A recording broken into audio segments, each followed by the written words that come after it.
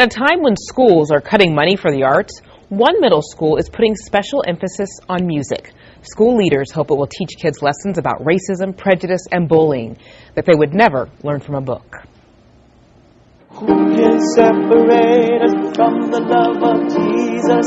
It is music filled with so much emotion. No room, no vacancies, Robbinsdale middle schoolers are learning about the evolution of African American music. Well, we're singing the song We Shall Overcome, and that was like the anthem of the civil rights movement. You got to know your history, know where you came from so that you don't forget who you are. I'm learning how they overcame by singing, they marched with singing. Internationally known musician Bruce Anthony Henry is teaching history lessons that move the soul. Beyond the music for me, it's the story of survival, connections, liberation. There's so many messages in the history of the music. Band director Madeline Elmhurst applied for a grant to bring Henry here for a week. She says when he came last year, he gave the kids excitement and pride in who they are.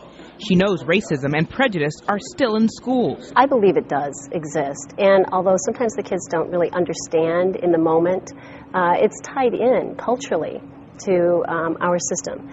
And so you see things that may look like bullying, but there might be a racial undertone. Madeline knows music can touch kids in a way no history book can. It means more to me because I love music, and learning it in class, I mean, it's fun.